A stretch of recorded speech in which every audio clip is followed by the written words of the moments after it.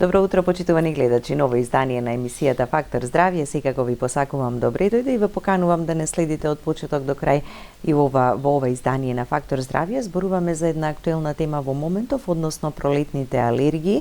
Со доаѓањето на пролетта природата се буди, но за многумина тоа значат и повеќе потешкоти, кивање, солзење, кашлање и ред други симптоми кои што ги носат сезонските алергии.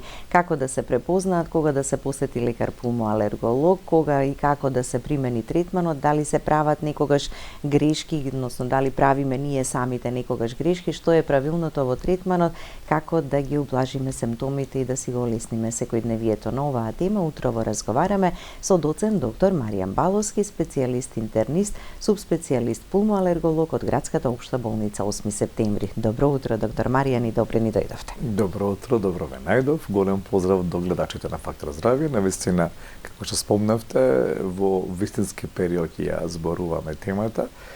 Период кога сите го очекуваме и го посекуваме да дојде пролетта, најбаво годишно време кога се буди, но луѓето кои што имаат предиспозиција или веќе да развијат алергиски манифестации на дишното стебло и тие веќе кои што ги имаат не го посекуваат, бидејќи тие веќе што знаат и што е добро да контролираат болеста, одлично е да очекуваат пролетта без симптоми или тоа се минимални симптоми кои што со мали корекции на терапијата се смируваат, имаат еден убав нормален живот, но тие кои што уште симптомите ги мешаат и не ги препознаваат и мислат дека ги фаќа некоја инфекција, дали вирусна или бактериска, и иако се повторуваат често, посебно ранава, да кажам, пролет, кога почнуваат некаде поради климатските промени веќе е поместено цветањето на лиската, можеби крај на јанари, почеток на февруари, пред кога се уште има и вирусни инфекции,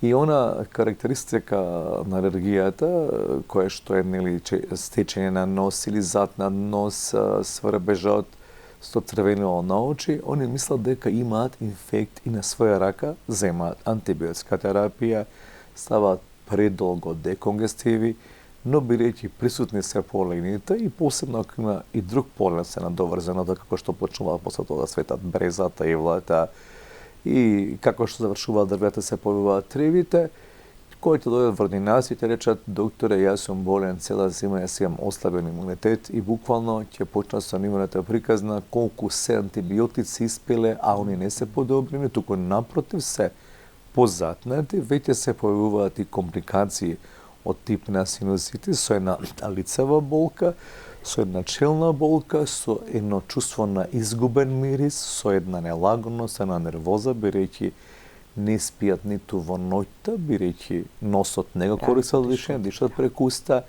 исушено на дишното стебло, се будат, симптомите се пречести, бидејќи кога ќе се јават симптомите, тоа е како да тече чешма, буквално, нели, бистра секреција. Или кивање многу пати во континуитет, тоа не е непријатно. Ниту може да работа, ниту може да посетуваат училиште, пошто претежно, нели, алергијата почнува од рана до, посебно оваа поврзана нели со алергии на носот пред алергиска ринитис, и веќе најлошото е што симптомите не се препознати и не се зема адекватна терапија, не се зема на своја рака со препарати кои што се комбинирани, кои што дополнително со цел да се олеснат симптомите ја сушат слузницата и невозможуваат да тој секрет се сврли лесно надвор и дополнително ги влошуваат симптомите. Јас знам дека има и пациенти кои што се обидуваат да таа кивавица ја успорат и со лекови кои што се даваат нели против кашлица, кои што исто дополнително оневозможуваат да таа секреција адекватно се исчисти, бидејќи што е во основа на приказната. Проблемот со алергиите последниве 2 децени навистина зазема и алармантни бројки, не само во земјата, него и во цел свет. Буквално кај секоја возраст. Апсолутно, апсолутно, со тоа што може да започне во рана детска возраст, она и ги е посредувана, да кажам, реакција, и понатаму некаде период на адолесценција, да кажам, она пикот, кога веќе може, ако не е препозната на време, да даде и соодветни алергиски манифестации на долно дишно стебло, бидејќи единствен е дишниот пат. Ќе објасниме како што од емисијава, Зошто велиме дека се респираторни алергии? Ги имаме различни луѓе, различни типови на алергии. Респираторните се бидејќи се вдишуваат со воздухот, инхалаторни алергени, значи вдишувачки алергени. Тие вдишувачки алергени се безопасни, бидејќи во суштина тоа се поленови зрнца, кои што карактеристика, значи не секое цвеќе, не секое растение, не секој цвет дава полен, него само оние полени кои што се расејуваат со ветер, со цел да се оплоди женскиот цвет, да се формира плод, односно семе, да продолжи да се размножува растението. Као одредени лица кои што имаат предиспозиција генетска или се, да кажам, чувани премногу во стаклено звоно, со премногу хигиенски, да кажам, намирници, буквално собедуваме без никаков контакт со сите без доење, да фактори кажам, кои што се од надворешната средина. И од друга страна, исто голема улога има, не сме да ги игнорираме, преголемата употреба на адитиви во исхраната, дефинитивно. Адитивите секаде се присутни, не само во конзервираната готова храна, него и во храната која што ја купуваме, колку и да се чуваме, факт е дека пестициди има секаде во намирниците, треба да бидеме многу внимателни. И она третот и многу важен елемент е во големите градови, малтена, големата загаденост на воздухот, која што во облик на PM честички дополнително од една страна го оштетува респираторниот епител, предизвикува едно воспаление, независно од алергиското воспаление кое што покасно се јавува, и оксидативен стрес, и кога така е изложен цело време младиот организам, нели и повозрастните луѓе, председнели децата, бидејќи нивното дишно стебло е во развој некаде, берите дробови до 20-та година, 22-3 веќе завршува дефинитивен развој, кога е нонстоп изложен на субстанции кои што и текако знаат да ја повредат, да го повредат дишниот епител, предизвикуваат едно силно воспаление. И сега на тоа ќе се надоврзе атописката конституција која што од мали нозе почнува како екцем, најчесто нарека речињата, понатаму почнува како ринитис, и исто тука злоупотребата на антибиотици, посебно во раната детска возраст, некаде до 4-5 година, кога е нормално детенцето да има и вирусни инфекции, неколку во тек на, да кажам, годината, и преголемото давање на антибиотици, ние во суштина поттикнуваме развој на еден друг одговор од имунитет, кој што го викаме TH2 одговор, доминира и веќе на секаква дразба која што е нормална, тоа е, да кажам, да дишаме воздух кој што има полени, бурно ќе реагира организмот. Затоа некои ја имаат реакцијата, кај некои и нема. Јас се извинувам што ќе ве прекинам, да погледнеме блок реклами, па ќе продолжиме до овде, до кај што застанавме. Следете не до самиот крај и повелете, јавите се и поставете прашање.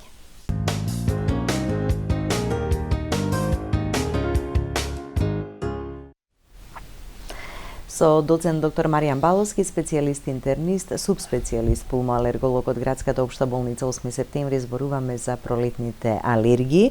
Да продолжиме онаму кај што застанавме за механизмот на настанување и на алергијата во организмот. Треба да сватат гледачите дека се работи за воспаление кое што не е предизвикано од вируси и бактерии, не треба антибиотици, не треба антивирусни лекови, треба специфични антивоспалителни лекови. Зошто е воспаление? Како што спомнав, кај индивидуите кои што се склони да развијат манифестација алергиска, се случува еден процес на сензибилизација. Што значи тоа? На поленовите зрна или други, да кажам, пошто инхалаторните алергии ги има разни типови на алергени и тригери кои што дополнително можат да ја влошат, да ги влошат симптомите, како што се вирусните инфекции. Се создаваат према полените кои се протеински структури, дали се тоа дрвја, корови, дали се тоа треви, дали се тоа спори од габички, дали се тоа дерматофагоиди кои што живеат во домашниот простор, се создаваат и Г молекули. И сега интересно е што може дури на едно поленово зрно на разни протеински структури да се создадат и повеќе ИГ молекули кои што се, да кажам, насочени према тој полен, бидејќи телото го препознал како нешто сериозно, како го препознал, како опасност некоја, така? Штом се налепи на слузницата, ние треба да разбереме дека нашиот имун систем, почнувајќи од вродениот имун систем, насекаде, буквално, има војска, одбрана војска која што го штити телото од влез на патогени микроорганизми. Најмногу застапено, значи, на отворените слузницата епител, како што е дишниот систем, како што е респираторниот систем, и сега ќе собработи поголемата срама на едни клетки кои се викаат дендритични клетки и ќе се предаде на понатамошен одговор на те клетките. Во меѓувреме, создадените IgE молекули се врзуваат за клетки кои што можат исто од вродениот систем да навлезат и во подкожно ткиво и во епител, буквално тие не се само во крвта, него излегуваат од крвните садови, нели, во оној простор измеѓу крвните садови, таа може да види што се случува. При повторен контакт, пример, оваа пролет се сензибилизира и може да има блага симптоматологија или никаква, веќе наредната пролет, пример, ако се работи за поленска алергија насочена према лишник или према евла или према бреза, да не заборавиме дека климатските промени премногу ја променија структурата на цветање на дрвијата на тревите. Од аспект имаме топли зими, кои што го поместија периодот порано да почнат да цветат, и топла есен и влажна, која што веќе коровите може да цветаат и мувлите од шумите да има, нели, до ноември да имаме ние присутни корови кои што цветат и кои што го разнесуваат полено за разлика од како да се спојува и се надоврзува сето тоа, како да нема прекин, нели, во периодот на изложеност на алергија. И од друга страна, значи, ширење на видови кои што биле невообичаени за наша средина, како да кажам, амброзијата, корови кои што порано екзистирале на други места, кои што може да ги претрпат оние сушни и жешки лета кои што се присутни. И сега, кога ќе дојде при повторен контакт, едно сензибилизирано лице, овие се врзани IgE молекули за масклитките, базофилите, кои што имаат особина да влезат во, да излезат од крвните садови и да бидат тука блиску до епителот. Веднашка ќе се препознае, бидејќи се врзува сега протеинскиот молекул, кој што е антиген, односно туѓо тело се препознава уљес, штеточина, а не е штеточина.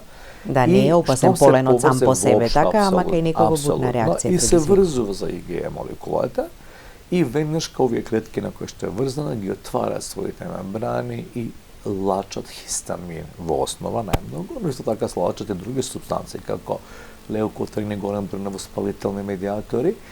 И хистаминот прави едно изразено црвенило, бидејќи прави ширење на крвните садови, тој е доминантен, кој што прави оток, кој што прави чешање, сврбеж, црвенило и почнува на зголемена секреција. Клетките што е епител создаваат преголема количина на бистар секрет, бидејќи се стимулирани. Од една страна, секретот најчесто стече низ носот, како буквално како кога ќе отворите чешма славина, или се слева постназално, но оно што е интересно, тука не запира процесот, бидејќи упорно доаѓа, нели, поленот се дише, или друг, нели, надворешен алерген кој што сме сензибилизирани, кој што, нели, го дишеме, повторно се врзува за IgE молекулите, повторно се ослободува хистамин, се ослободуваат воспалителни медиатори и се ослободуваат едни гласници, хемокини, од класата на интерлеукин 4, 5, 13 и така натаму, кои што сега го повикуваат и теклеточниот одговор, кој што е многу битен пред се во справување со вирусни инфекции, се собираат дополнително, тој создава дополнителни медиатори, веќе се ослободуваат, се активира ТH2 клетката, се преку кои што ги активира дополнително создавање на посебни еозинофили, кои што преоѓа сега, освен со IgE создадените молекули и еозинофили. Те исто клетките ги тераат бета клетките да создаваат дополнителни IgE антители, така приказната не се препознава, се користат лекови кои што не помагаат, а имаат дополнителен штетен ефект на, да кажам, на носната слузница пред секој процесот остане само на ниво на носот. И така кругот се повторува и оно што е најбитно може, ако не се препознава, ако се повторува и се користи погрешна терапија, со тек на време целата ова мрежа на гласници преку крвта се пренесуваат на секаде во телото, ги даваат оние симптоми пошто се чувство на тежина, слабост, замор од една страна, а од друга страна прават и една хиперреактивност на долното дишно стебло, што прават една бронхоконстрикција. И тука почнува да се случува новоспаление на дишниот епител, кое што почнува од трахејата, се шири надоле низ дишните цевчиња, до малите дишни цевчиња, и веќе почнуваат симптоми, освен на затнатност, понатаму ако не се лечи, веќе се сопира, и овие дополнителни што ги споменавте, односно алергиите влијаат и на белите дробови. Чувство на тешко дишење, диспнеја, и веќе може одреден процент на лица кои што имаат алергиски ринитис да направат и алергиска астма. Обратно е процесот, тие што имаат алергиска астма, посебна астма која што е почнала во рана возраст, тие секогаш во огромен процент имаат алергиски ринитис. Додека е помал процент од луѓе кои што имаат само ринитис да направат астма, но таа поврзаност е многу битна и треба да се третира и да се препознае истовремено. Затоа соодветна е рана диагноза, посета на се извинувам пулмоалерголог со одветен третман. Имаме гледач на линија, да го слушнеме. Прашањето, добро утро, повелете. Добро утро. Ало, добро утро. Да, ве слушаме, повелете. Поздрав до емисијата, до докторот, имам едно прашање. Јас имам проблем со чешање на очите, десното око црвенило и солзење. Двете очи ми солзат, а исто така и од носот ми се слева течност, што и дополнително и чешање имам и ми прави проблеми. Направив алерготест, ми најдоа дека сум алергична на бреза, на кучиња, на мачки и на тие работи. На нешто конкретно баш во случајов тоа и го нема, ама не знам, така излезе на алерготестов. Сега дадено ми е риноко и ова за друг спреј, еден за во носот, онај синомарин, за во носот. Ама немам подобрување. А за очи ми е даден патенол. Би го замолила докторот да ми кажи дали се добри лекови, дали да наставам или што да преземам. Значи имам голем проблем и со очите и со носот. Така, ви благодариме за јавување. Нема проблем со дишниве патишта, не ми од белите дробови, испитано ми е, ама ова ми од озгора ми се слева, значи од и очиве и носот. Еве веднаш ке слушнете и совет и препорака. Инхалаторните алергени дефинитивно не само што се вдишуваат, него паѓаат и на кожата, паѓаат и на слузница на око. И буквално затоа се симптомите, да кажам, идентични и се поврзани. Од друга страна, атомски се поврзани, нели, носот и очите заедно со синусите. И буквално вистинската клиничка слика која што имаат пациентите, таква како што кажа пациентката, за терапија по, нели, вака, по телефон не би сакал да дам совети, најдобро да се јави повторно кај лекарот, да каже дека симптоматологијата и понатаму присутна, бидејќи постојат други класи на лекови кои се дават, кои се пијат и кои што можат да ги ублажат симптомите. Значи има решение, се почнало со тописки, да кажам, препарати во носот и во окото, но пошто нема одговор, бидејќи има пресилна реакција, да кажам имуна, треба и време да помине, не може со 2-3 павки на сето тоа среди. Сега и не знаеме колку време, нели, гледачката и изложеноста, пошто не секогаш ние можеме да ги најдеме и сите алергени, бидејќи ние можеме најчесто 20 алергени ставаме на подлакицата кога ќе ја диагностицираме, но тоа се најчестите кои што се очекувани.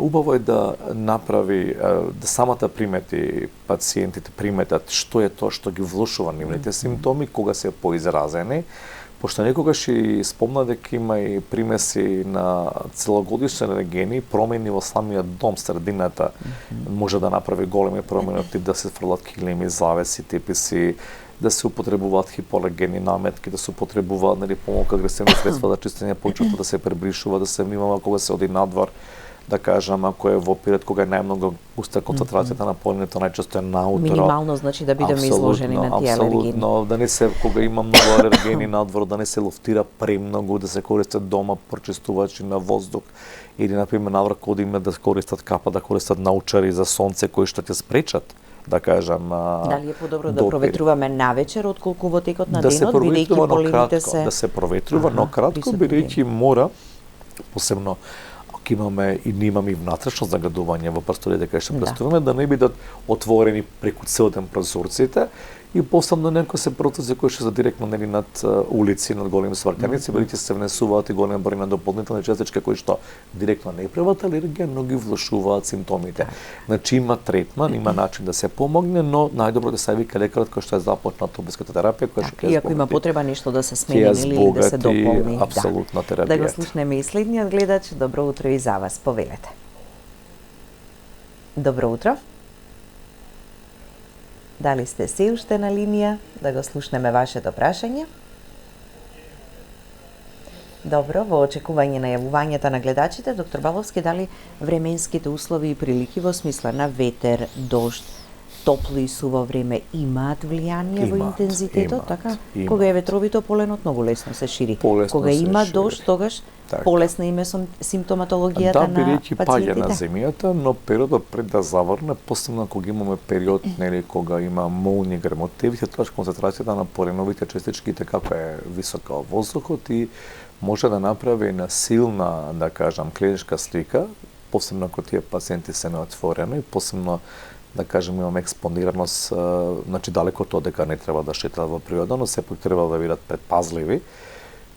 Треви кога масовно цветат и било што да имаат со нив, да кажам, препарат кој што ќе им голесни симптомите, некој антихистаминик да се напијат, бидејќи во тие мигови и дополнително ако страдат од алергиска астма, може да направат екзацербација на самата астма, тоа се дополнителни тригери кои што бидејќи огромна е концентрацијата на полени.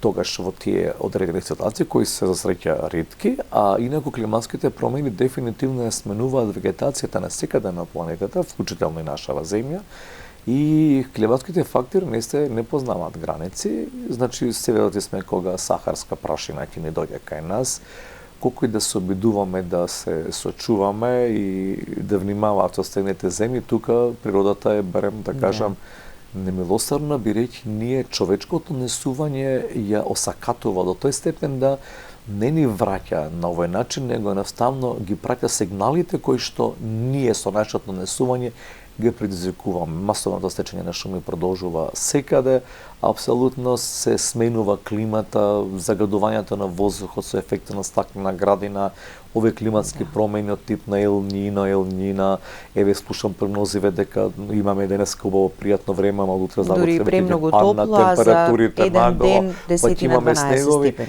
Така да сето тоа влијае не само на нас, него влијае и на растенијата. Така да влијае и на продукцијата на полени и на цветањето. Имаме ние цветови кои што почнуваат многу порано, дури сега скоро некаде прочитав дека години назад пролета во Белград е пресметано поднесувањето на булките дека стига месец дена порано. Рачунете колку тоа влијае на живиот свет.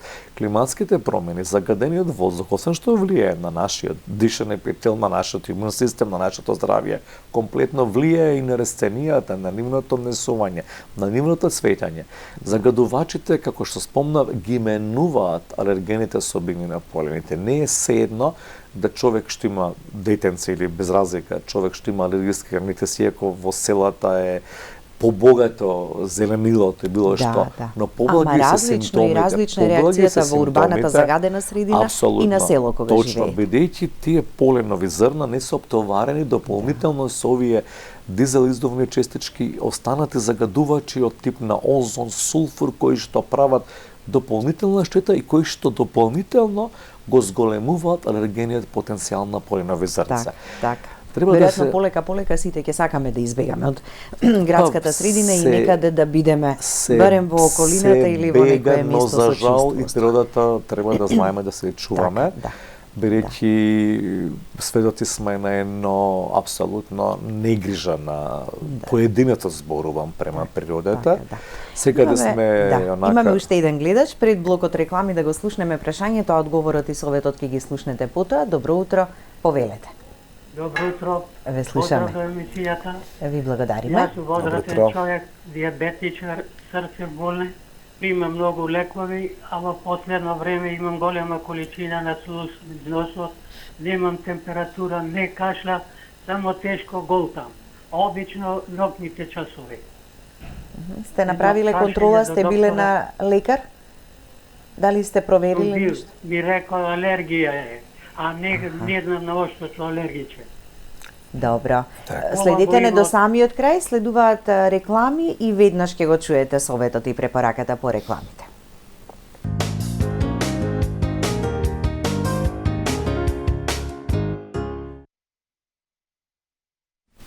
И по рекламите, како што и рековме, советот и препораката до гледачката. Така, гледачот нели спомнали дека има проблеми со срцето и со диабетес и дека почесто симптомите кога легнува. Јас сепак велам диагноза преку телефон и вака гостување не може да поставам, но на некој насоки пред да се провери срцевата функција, бидејќи и диабетесот премногу дава компликатор аспект на развиток на влошување и појава на срцева слабост.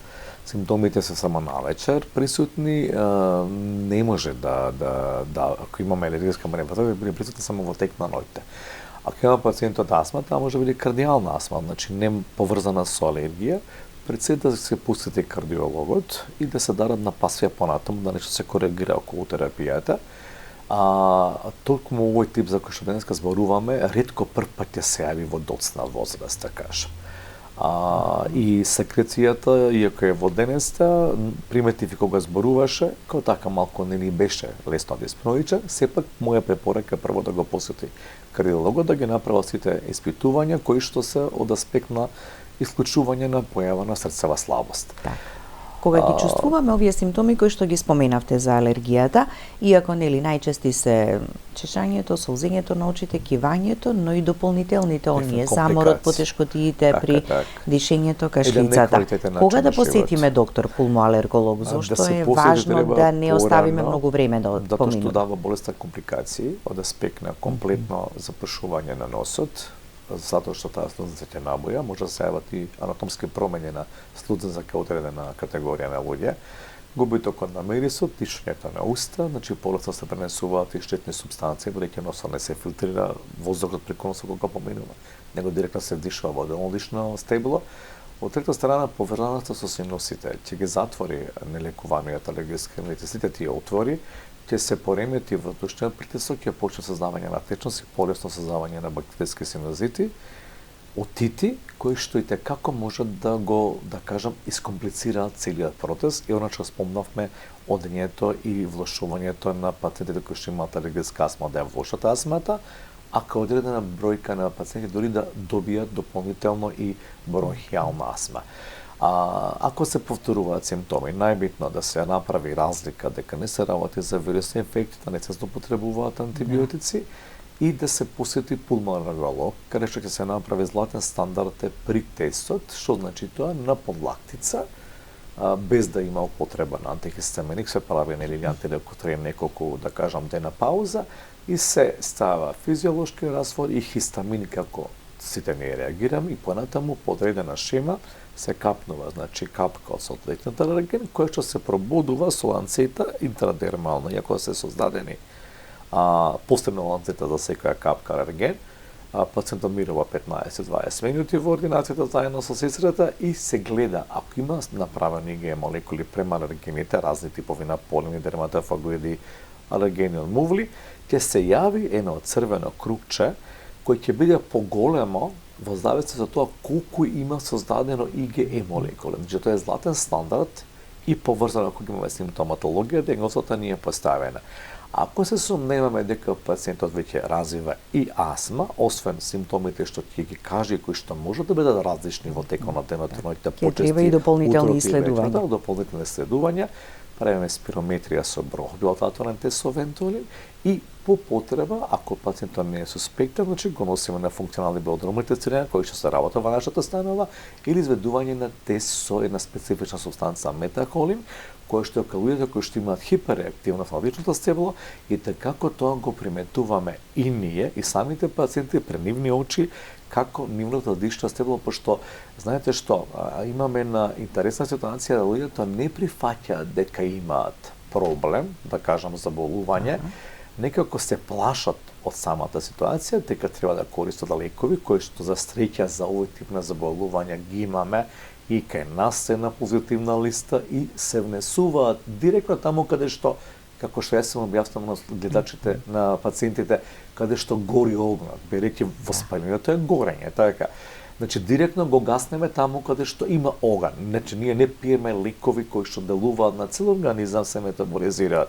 Само да прифатат дека имаат проблем. Тоа е проблемот и се плашат дека стануваат во наводници зависни од терапијата, а во основа, ако не се лекуваат болестите, и лекуваат, бидејќи скротена инфламација, значи дишање низ нос, живот без симптоми, значи човекот функционира нормално, не отсуства од училиште, од работа, од секојдневни обврски, спие нормално, полна со енергија за нареден ден, а од друга страна, нескротеното воспаление, ако не го скротиме со лековите, болеста си има свој природен тек и дава компликации. Дали од горно дишно стегло, дали дополнително со појавата на астма, и ако не се лекува, која веќе е многу посериозна ситуација, веќе доведува и до оштетување кое што понатаму може да приде во други облици.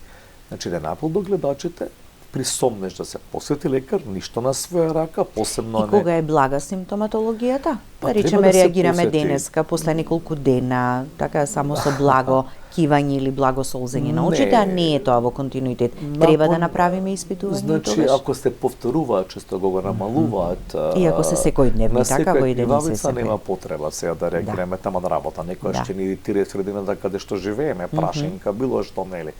Ама тоа се други симптоми. Симптомите веќе на лица кои што имаат алергиски риниtis се различни од тие што ги спомнавте по време на иритација која што нели се случува. Битно да се прифати, да се лекува, лекови постојат, диагностиката е многу лесна, не бар некој постигнат подготовка стана на пациентот, не е опасна и има уште еден начин на лекување, освен кој што не спомнавме со антихистаминици, инхалаторни кортикостероиди и антилеукотриени, да се кадрени лица кои што не се скротува алергијата, не се ублажуваат симптомите, се дава кај нив и специфична имунотерапија, така наречени вакцини, кои се даваат исклучиво под надзор на лекар. Јас можам да кажам дека за жал има пациенти кои што посетуваат соседни земји, кои што тие алергени по тестирање ги добиваат, самите ги купуваат и самите ги аплицираат во домашни услови, супкутно ги боцкаат, тоа не сме да го прават никако, тоа се прави по надзор на лекар, пациентот останува одредено време во ординација, бидејќи кај одредени лица и не знаеме на која доза и кога би можеле да направат и сериозна алергиска манифестација. Значи, сепак тоа да не го прават пациентите сами во домашни услови, нека поведат кај лекарите кои што нели се занимаваме со имунотерапија, ќе им помогнеме да дојдат до иското решение да не постигнуваат на купување на алергени, бидејќи тоа веќе друг тип на терапија која што треба да се спроведе по препорака на лекар и по надзор на лекар и тие алергени. Некогаш во грешките кои што ги правате и прекинувањето на терапијата, несоодветното аплицирање на терапијата. А кои би биле вистинските совети за оние кои што се мачат со алергиите, како полесно да си ги да го поминат овој период? Се знае, дефинитивно препораки, самите пациенти знаат кои што посетуваат лекар пред настапот на цветањето, може да се дава недело-две претходно, да кажам, антихистаминик да не развие таква клиничка слика, или да се зголеми дозата на интерназален препарат, да одиме 2 пати дневно по 2 павкања, исто така постојат и тописки препарати кои што посебно ако има полени кои што се аплицираат во носот и кои што прават една вид на преслика преку слузницата, кои што оневозможуваат да голем број на алергени дојдат директно во допир со слузницата, користењето на предсеизотонични раствори, морска вода пред да се употреби инхалаторниот препарат и правилното користење на интерназалниот лек или инхалаторниот лек, бидејќи ако се само прсне лекот и остане тука, а не се вдиши вдолж носен ходник, се јавуваат само несаканите ефекти на лекот, а нема позитивитет. Значи, многу да се обрне внимание како правилно се вдишува лекот, ако имаат пациентите несноти да го прашаат прво матичен лекар или фармацевт кога го подигнува лекот и нормално кај помогол кај се на контрола да ги носат нивните така наречени пумпици, нели и за носот покажат како ги аплицираат, дали е тоа правилно. Да лекарот, ако лекарот изуми некој што одгужвата нели не може да прашаме, јас себе иако одговорно тврдам дека секој патент го проверувам и тоа гледачите сигурно имаат меѓу нив и мои пациенти знаат дека тоа го практикувам, самите да прашат ако имаат нејаснотија во користењето на лекот. Бидејќи правилно искористен лек оди таму каде што има проблем, со минимум несакани ефекти, бидејќи лековите се во концентрација од микрограми, да не постигнуваат поправење на препарати во да кажам во аптека, па ставаат самите купуваат антибиотски ампули кои што ги ставаат во деконгестиви и самите шприца, демек тоа ќе им помогне, барите се нарушува комплетно целата структура и на нос, тоа се лекови, те кажам, пример имаше ми кога ставаат цели ампули дексаметазон во да кажам во перил, пак гарамицина ампули, било што никако да не го прават, апсолутно. Има препарати кои се посебно наменети за употреба во носот и треба да се внимава да тие се користат и не на своја рак, и правилно. Да има убава да ја облажиме симптоматологијата, да ја контролираме алергијата. И да се третира самото заболување. Да. Дефинитивно третмане со имунотерапија, ако не се постигнат, а се постигат кај најголем број проценти со да кажам со антиинфламаторни лекови кои се користат директно во носот. Да. И да не се злоупотребуваат деконгестивите, бидејќи тие водат до сериозни промени на епителиот, односно до атрофија на носната слузница. Да не направиме поголема штета, туку да го направиме доброто за организмот. Ви благодарам, доктор Баловски, за гостувањето. Благодарност и до вас, почитувани гледачи, за вниманието со кое не следевте. Останете и понатаму со програмата на ТВ24. Имајте убав и пријатен ден.